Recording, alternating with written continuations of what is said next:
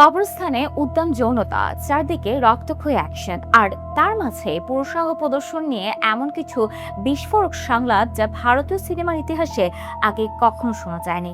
দক্ষিণী রকস্টার ইয়াশের আগামী দিনের টক্সিক মুক্তির আগেই বক্স অফিসে নয় বরং বিতর্কের বাজারে এক বিশাল সুনামি তুলে দিয়েছে।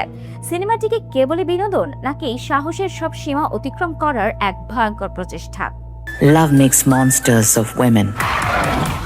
গীতি মোহন দাস পরিচালিত বহুল প্রতীক্ষিত পিরিয়ড গ্যাংস্টার ড্রামা টক্সিক এর নতুন ঝলক লেডিস অ্যান্ড লেডিস মুক্তি পেতেই পুরো নেট পাড়ায় তুমুল সরগোল করে গেছে। 1 মিনিট 42 সেকেন্ডের এই টিজারে নয়নতারা, কিয়ারা আদভানি, হুমা কোরাইশি, তারা সুতারিয়া এবং রুক্মিণী বসন্তের মতো এক ঝাঁক বলিষ্ঠ অভিনেত্রীর লুক সামনে আনা হয়েছে। কিন্তু অদ্ভুত বিষয় হলো এই টিজার এখন প্রশংসার চেয়ে বেশি চর্চা এসেছে তীব্র নেতিবাচক কারণে। টিজারে দেখা গেছে এক অদ্ভুত রহস্যের জাল, যেখানে নয়নতারাকে একটি বাইক চালাতে দেখা যায় আর কিয়ারা আদভানিকে ইঙ্গিত করা হয় একজন নৃত্যশিল্পীর ভূমিকায়। অন্যদিকে রুক্মিণী, তারা এবং হুমা কোরেশিকে দেখা যায় কোনো এক বড় গভীর ষড়যন্ত্রে লিপ্ত থাকতে। কিন্তু এই সব কিছুর মাঝে টিজারের মূল আকর্ষণ ছিল খোদ কেজিএফ খ্যাত তারকা ইয়াশের একটি সংলাপ। পর্দায় উপস্থিত এক ঝাঁক অভিনেত্রীদের উদ্দেশ্যে ইয়াশকে হিন্দি সংলাপে বলতে শোনা যায়, এক এক কারকে আওগে ইয়া এক সাথ আওগে, অর্থাৎ লেডিস অ্যান্ড লেডিস, তোমরা কি একজন একজন করে আসবে নাকি সবাই একসাথে? ಲೇಡೀಸ್ ಆ್ಯಂಡ್ ಲೇಡೀಸ್ ಒಬ್ಬೊಬ್ಬರೇ ಬರ್ತೀರಾ, ಒಟ್ಟಿಗೆ ಬರ್ತೀರಾ? তবে বিতর্কের আসল সূত্রপাত কিন্তু এখানে নয়। মূল ঝড়টা উঠেছে টিজারের একদম শেষে আসা একটি রহস্যময় নারী কণ্ঠের ভয়েস ওভার নিয়ে, যেখানে স্পষ্ট ভাষায় বলা হয়, but here comes a plot twist, ladies of its deception.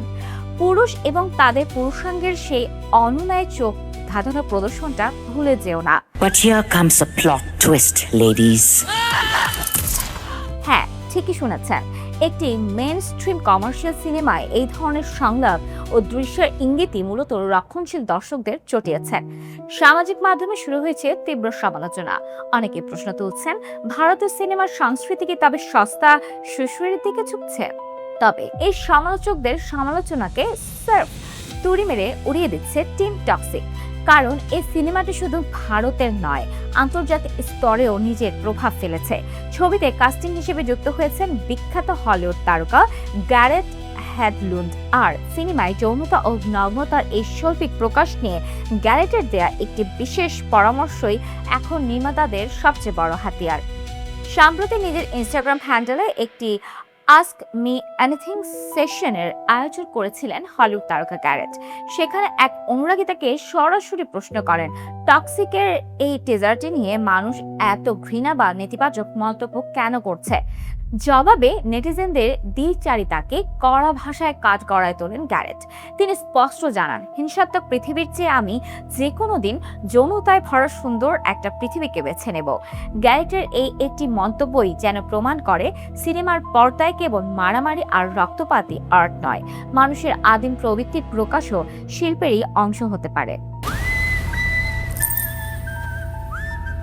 Love. এদিকে নির্মাতাদের পক্ষ থেকেও দর্শকদের জন্য রয়েছে এক স্পষ্ট এবং কড়া বার্তা। তাদের মতে এটি কোনো সস্তা বা সাধারণ বিনোদন নয়, বরং প্রাপ্তবয়স্কদের জন্য তৈরি একটি বাস্তবসম্মত ডার্ক ফেরিটেল বা অন্ধকার রূপকথা। পর্দায় ইয়াশের সেই অমুক সংলাপ, মে সহি হুইয়া গলত এ ওয়াক্ত বাতায়েগা, আমি সঠিক না ভুল এটা সময় বলে দেবে, যেন বাস্তব জীবনের এই বিতর্ককেই ইঙ্গিত করছে। বিতর্ক যতই থাকুক, ইয়াশের কোটি কোটি অনুরাগী কিন্তু তাদের প্রিয় টক্সিক কিংকে এই নতুন ও বিধ্বংসী অবতারে পর্দায় দেখতে মুখিয়ে আছেন। টিজারের শেষে ইয়াশের সেই ভারী গলায় হুঙ্কার, ড্যাড ইজ হোম, ভক্তদের মনে উন্মাদনা আরো বাড়িয়ে দিয়েছে। Dad is home. এখন দেখার বিষয়, ভারতীয় সেন্সর বোর্ডের কাছে এড়িয়ে ইয়াশের এই সাহসী, নগ্ন এবং টক্সিক অবতার শেষ পর্যন্ত সিনেমা হলে দর্শকদের কতটা মন জয় করতে পারে, নাকি এই বিতর্কই সিনেমাটির পথ চলাকে থমকে দেবে? উত্তর দেবে সময়।